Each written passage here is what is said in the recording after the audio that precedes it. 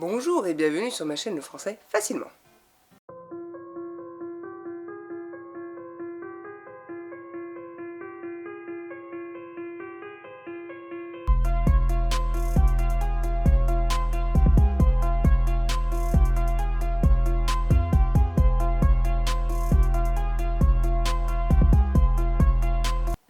Alors, aujourd'hui, qu'est-ce que la poésie?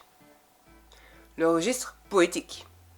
Eh bien, la poésie, c'est un art, un travail de la langue, des idées, des pensées, mises en mots, très soigneusement choisies.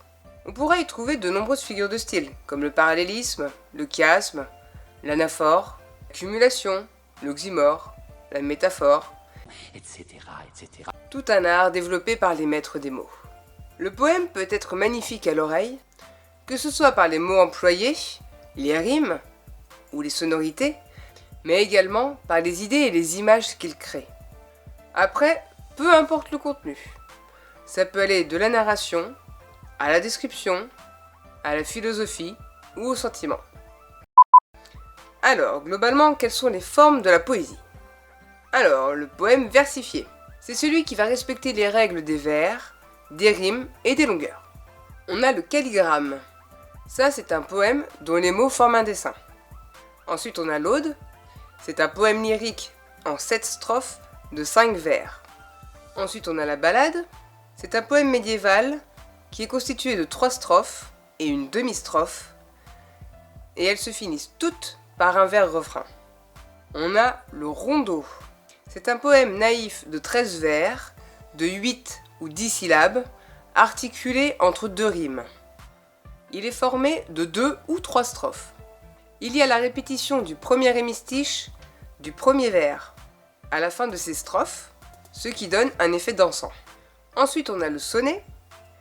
Donc lui, il fait 14 vers, avec 2 quatrains, donc 4 vers, et 2 tercets, donc 3 vers. Et par contre, ça doit rimer. Ensuite, on a la célébration. Donc là, c'est un poème qui va honorer un héros, ou encore la nature, la beauté, l'amour, des faits héroïques, des dieux. Ensuite, on a l'acrostiche. Là, c'est un poème où quand on prend la première lettre de chaque vers et qu'on les lit de haut en bas, on a un nom. Enfin, un nom ou autre, mais ça crée un mot. Ensuite, on a une complainte. Donc là, c'est un poème, qu'il soit mis en chanson ou pas. Il est triste ou plaintif. Et il est en général juste sur 2 rimes. On a également le dithyrambe. Donc là, c'est un poème lyrique sur l'exaltation de l'ivresse. À la base, c'était pour Bacchus. Aujourd'hui, c'est une ode pleine d'enthousiasme et de délire poétique sans aucune règle de versification. Ces sujets, ou ces thèmes, sont dans la religion, la morale ou encore la politique. Ensuite, on a l'éloge. Ce sont des petits poèmes sur la vie champêtre. Ensuite, on a l'idylle. C'est un petit poème tout en douceur et en grâce. Ensuite, on a l'élégie. C'est un poème composé de 2 vers. Un hexamètre, donc c'est un vers de 6 pieds, et un pentamètre, donc un vers de 5 pieds, le tout sur le thème de la souffrance et de la mélancolie. Ensuite, on a l'épigramme. C'est un petit poème satirique sur une pensée ingénieuse et fine, empreinte de liberté et d'aisance. Il est en 2 parties. La première partie expose le sujet qui a donné l'idée. Et la deuxième partie, c'est la pensée elle-même, aussi piquante soit-elle. Ensuite, on a l'épitaphe. Ça, c'est un petit poème, très court souvent, qui va célébrer une personne décédée. On peut le retrouver sur les pierres tombales. Nous avons l'épître. Là, c'est une lettre en prose, peu importe le sujet. Nous avons l'épopée. C'est un poème narratif ou un récit en prose dans un style soutenu. Il parle d'événements, des héros légendaires ou historiques. Ensuite, on a l'hymne.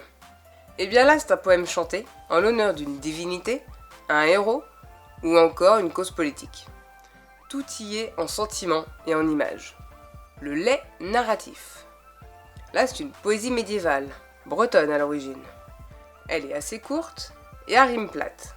C'est souvent une aventure merveilleuse. Le lait lyrique, donc là c'est encore une poésie médiévale, toujours d'origine bretonne. Elle est aussi musicale. Généralement, elle est en 12 strophes, avec un nombre de vers variable. Le madrigal. Alors là, c'est un court poème, sans forme spécifique, mais qui va s'apparenter à un compliment qu'on fait à une femme. Un peu pour faire la cour, quoi. C'est une pensée exprimée en vers. Le triolet. Là, c'est un poème de 8 vers, articulés sur 2 rimes. La villanelle. C'est une poésie pastorale, italienne d'origine. Chaque couplet va se terminer par le même refrain. On y ramène un vers du premier tercet au premier sixin. Il y a un ton de mélancolie dedans. Le plus court, le monostiche. Il y a un seul vers. Et pour finir, le haïku. C'est un petit poème japonais de 3 vers seulement. Maintenant, un peu de vocabulaire de la poésie. Un vers. C'est une phrase ou une demi-phrase sur une même ligne. Un hémistiche. C'est la moitié d'un vers. Un verset. Là, c'est entre un vers et un paragraphe. Un vers libre. Eh bien là, il n'y a pas de nombre de syllabes fixes, ni de vers, ni de strophes. Aucune règle. Le mètre. Eh bien là, c'est l'unité de mesure d'un vers. On va y compter le nombre de syllabes prononcées. La prose. Il n'y a pas de rime, ni de vers. C'est l'expression commune.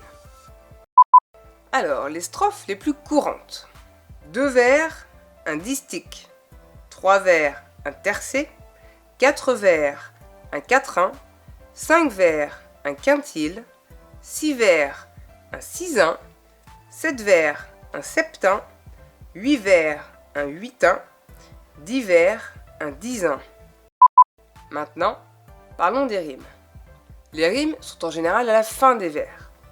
Après, il arrive parfois qu'on les trouve au milieu. Les rimes permettent de structurer les vers et l'ensemble du poème. Elles vont aussi nous permettre d'associer 2 mots. 2 mots qui n'ont rien à voir l'un avec l'autre à la base. Les rimes vont donner le ton du poème, la musicalité. Elles vont permettre de charmer l'oreille, ou bien de frapper ou d'appuyer sur certains mots. Le rythme du poème sera différent selon si les rimes sont plates, donc AA, BB, ou bien si les rimes sont croisées, AB, AB, ou encore si les rimes sont embrassées, A, BB, A. On trouve aussi des rimes annexées. Elles vont joindre la fin d'un vers et le début du suivant. Donc la fin du vers A, le suivant ce sera A, le vers B, B au début du suivant, le vers C, et ainsi de suite. Il y a également les rimes brisées ou internes, où là, elles vont se trouver à la fin de l'hémistiche et à la fin du vers.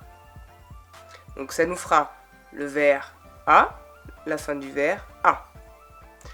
Suivant, le vers B, le vers B, etc. Il y a les rimes bâclées. Donc là, c'est la rime à la fin du vers qui va rimer avec la rime qui est à la fin de l'hémistiche du vers suivant. Donc ça nous fera le vers A, le vers suivant, A, le vers continu, B, et ainsi de suite. Il y a également les rimes sénées. Là, c'est quand chaque vers commence par le même son. Il y a les rimes ingénieuses, où là, c'est quand chaque mot du vers commence par la même lettre. Il y a les rimes couronnées, où là, la rime sera répétée 2 fois à la fin du vers. Le vers, la rime, le vers, la rime. Vers suivant, le vers, la rime, le vers, la rime, etc. Et enfin, les rimes triplées. Comme son nom l'indique, c'est une rime qui va être utilisée 3 fois dans le même vers. Ça nous fera A, A, A, B, B, B, C, C, C. Autre chose qui peut faire varier le rythme du poème, c'est la richesse de la rime. On a la rime pauvre, donc là c'est un son en écho. On a la rime suffisante, là c'est 2 sons en écho. Et enfin la rime riche, où là c'est au moins 3 sons en écho. On a aussi les rimes masculines et les rimes féminines. Les rimes féminines, c'est celles qui se terminent par un E muet. Les deux vont se trouver alternés dans un poème pour donner du rythme, de la musicalité. Alors maintenant les vers, la versification. Alors déjà, le nombre de syllabes va permettre de donner un effet, que ce soit triste, comique ou autre. On trouve les vers pairs. On a l'alexandrin, 12 syllabes, le décasyllabe, 10 syllabes, l'octosyllabe, 8 syllabes, et l'hexasyllabe, 6 syllabes. Pour les plus courants. Les vers impairs sont beaucoup plus rares. Du coup, quand ils sont utilisés, en général, c'est pour qu'on fasse très attention. En fait, plus un vers est long, et plus le rythme sera calme et posé. Plus un vers va être court, et plus le rythme va être saccadé. Je vais terminer avec les genres de la poésie. On a la poésie lyrique. À la base, elle était chantée, accompagnée d'une lyre, d'où le nom. Elle va exprimer des sentiments, des émotions, sur des thèmes comme la mort, l'amour, la nature, etc. On a la poésie épique. Elle reprend des événements historiques. Ça va être utilisé pour raconter la grandeur d'un héros ou d'un événement. On a la poésie satirique. Bon, bah là, c'est la critique de personnes, de groupes sociaux ou carrément d'une société. Et enfin, on a la poésie didactique.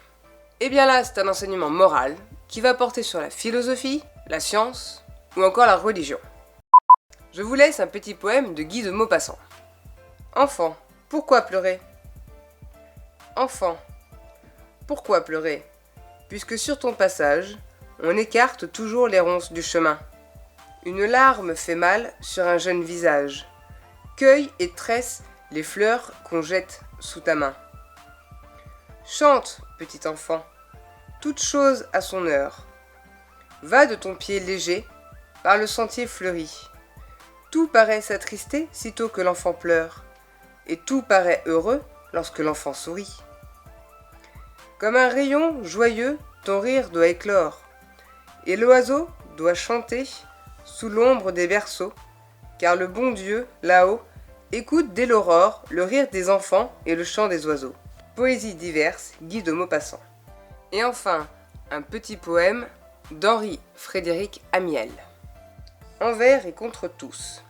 Montre à tes amis ton cœur et ta bonne foi. Montre ton front à tous tes adversaires. Fidèle à ta nature et conforme à ta loi, laisse dire les sots, écoute les sincères, consulte les pensées et marche devant toi. Voilà, cette vidéo est finie. J'espère que vous aurez compris les principes de la poésie. Bon, par contre, ça fait pas mal de vocabulaire, hein, je suis désolé. Mais c'est comme ça, j'y peux rien. C'est des termes qu'il faut savoir. Hein. Et n'hésitez pas, likez, commentez, partagez et abonnez-vous si c'est pas déjà fait. Bonne journée, à la prochaine!